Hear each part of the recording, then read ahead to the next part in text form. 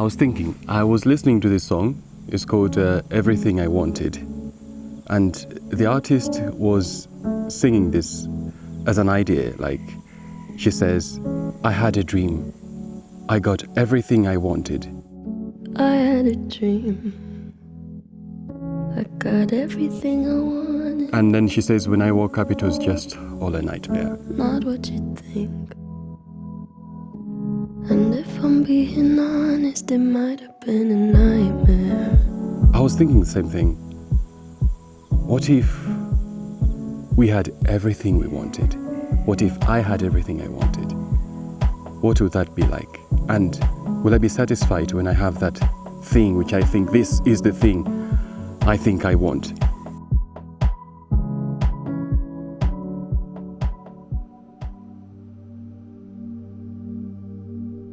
Vanity of vanities. All is vanity. What does man gain from all his toil with which he toils under the sun? A generation comes and a generation goes, but the earth remains forever.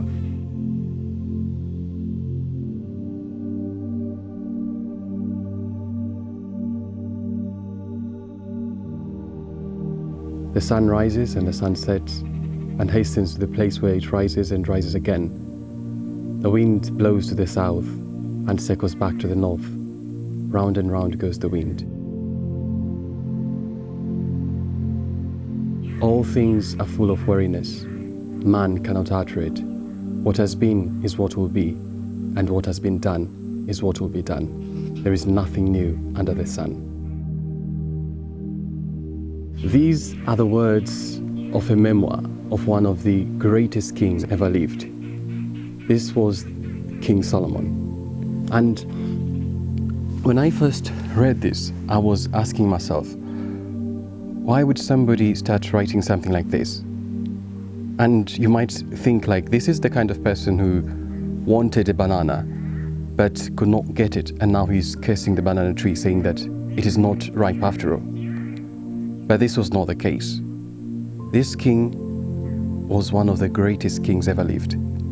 For he says that he was king over Israel in Jerusalem. And he was great, more than anyone who has ever been before his time. And he says that he had acquired great wisdom, and his heart has had the experience of great wisdom and knowledge.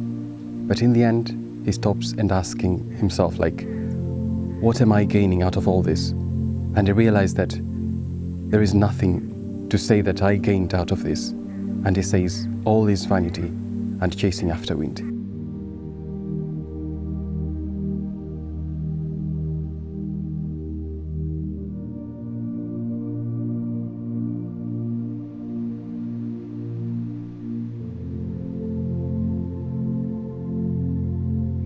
This is something I want to share about today, about we as people and about this void in us and how we think that we can be able to fill this with the material things of this world.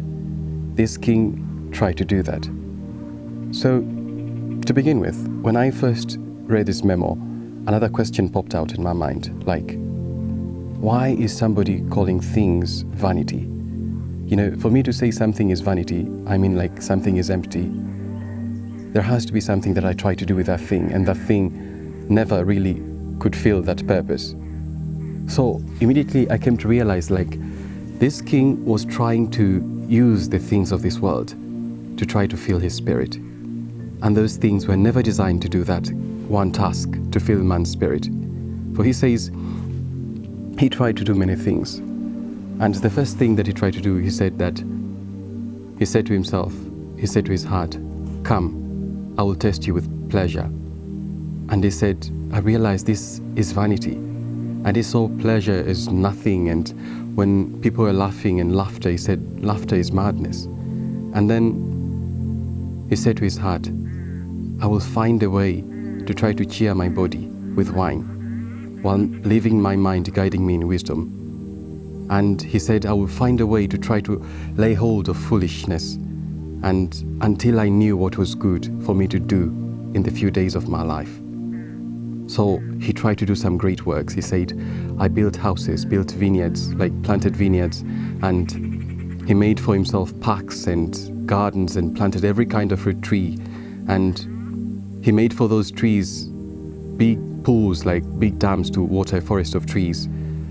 And in the end, he tried to do everything that anyone who is very wealthy could do, and only people who are very wealthy could do. Like he tried to have a lot of slaves who were born in his house. Some of those slaves were bought from very far distant lands. He tried to have his own choir, like people could sing for him, even at night, in daytime. And he got for himself every kind of material thing that you could ever have imagined. For in the end, he says that whatever my eye desired, I got it, and I never withheld my heart from any kind of pleasure. He says that he collected every kind of gold and silver, the treasures of kings and provinces, and he had a great herd of flocks and sheep, and he got a lot of beautiful girls, like a lot of concubines, a lot of girlfriends, the delights of the sons of men, like these were the most beautiful in the land. But in the end, he sits down and says, I considered all the work of my hand and the toil I expended in achieving it, and I realized all is vanity, and there was nothing to be gained under the sun.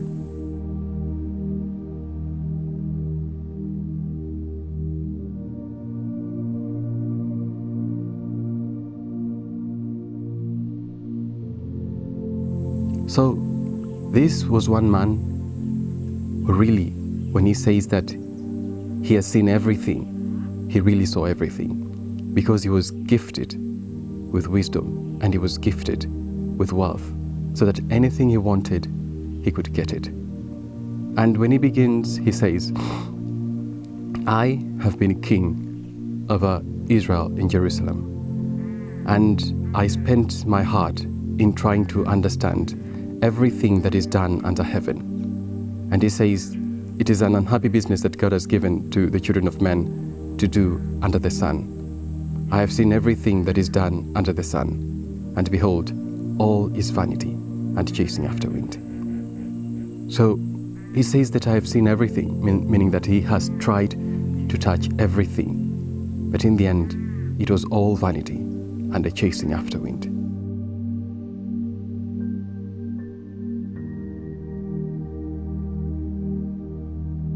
You know, these are the words which I could not ignore for myself, because it's one thing that really touched me, because I too see this as a trend in every generation, that every person who leaves this world in the end looks back in everything that they try to accumulate, everything they try to do to try to make themselves happy, and in the end when they look back they say it was all vanity and a chasing after wind. So then I was asking myself, okay, if everything is vanity, everything is vain, everything is empty, what then should I do in my life? What then I as a human being, what is that thing which I'm supposed to do so that I can be happy? Good enough that the same king who wrote this memoir also wrote about the things which he commend. He says, I realized that there is nothing better for a man than that he should eat and drink and find enjoyment in his toil. But he says, I realized that this is a gift of God. It's a gift from above. Because apart from him, no one can eat, no one can drink, and no one can find pleasure in anything that he does. For he says that anyone who pleases him, he gives wisdom, knowledge, and joy. But to the sinner, he has given this one pesky business of gathering and collecting so that it can be given to the one who pleases God. And he says, this is vanity and chasing after wind. Because in the end, the things that we toil for, the things that we try to gain, we are not supposed to be toiling for them, because these are the things that were designed to be given to anyone who does the first thing, which is to try to be a pleasing person to God.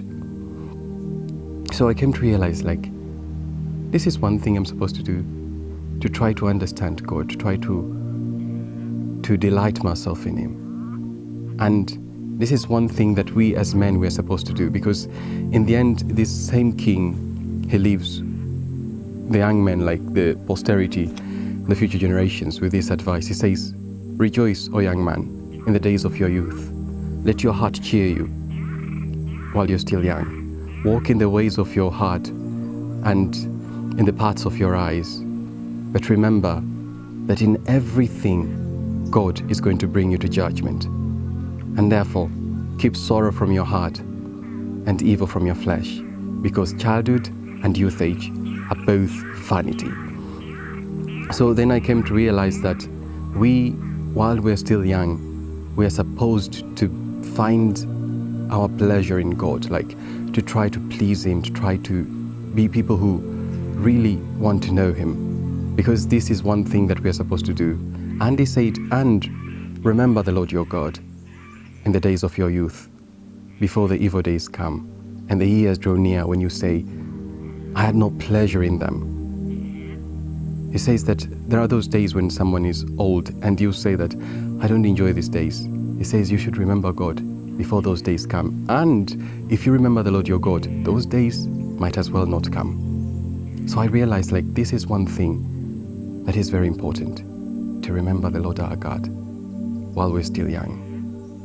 And then he says, it's an advice he gives to people, that like a handful with rest is a lot better than 2 handfuls with toil and chasing after wind. Like, whatever I try to do here on earth, it is better not to strive for so much and in the end spending all my time trying to gain more. It is better to earn little with a lot of rest than to try to go for more. And every day of my life is to be toiling and working and spending myself in labor. So I found this is a very interesting advice, because he says he had seen a young man who was alone without a brother or a son, yet there was no end to all his toil, and his eyes were never satisfied with riches, so that he never asked, like, for whom am I laboring and toiling for and depriving myself of pleasure? And he thought, this also is vanity and chasing after wind. So we don't have to go through all the shambles that the King Solomon went through, because in the end, he was one man who was given that ability to be able to make an objective view of things. He was not dogmatized. You cannot say like this guy was religious, because at that time, when he was old, he tried everything. He said he tried folly, he tried wisdom, he tried pleasure, every kind of thing that his eye desired, he tried it. But in the end, he says his wisdom remained with him, and he was able to make senseful judgment of everything. And in the end, he comes with one thing, like, if I am really toiling, trying to fill my void in my heart with the things of this world, it is not going to be achieved, and everything is going to be void, and everything is going to be like a chasing after wind. And this is a very good advice, that in all our walks of life, we should keep first things first.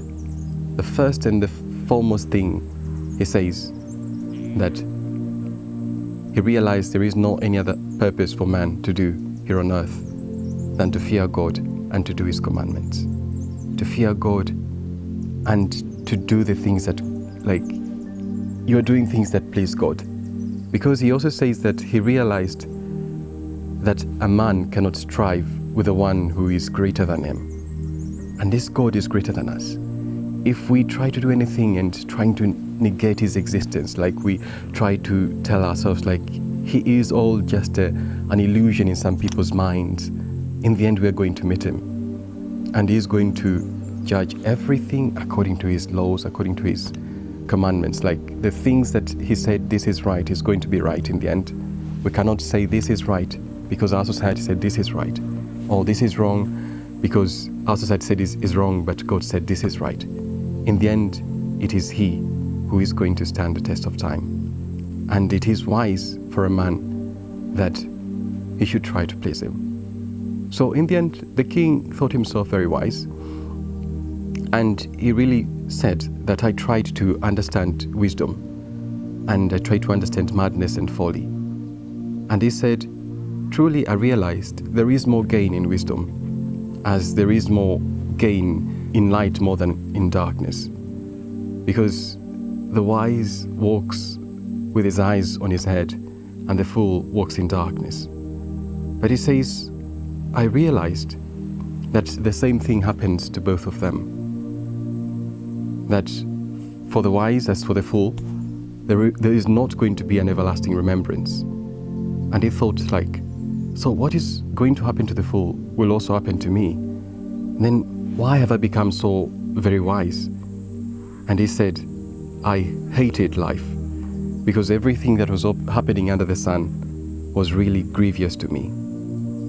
And he thought, this too, being wise, being exceedingly very wise, is also vanity and chasing after wind.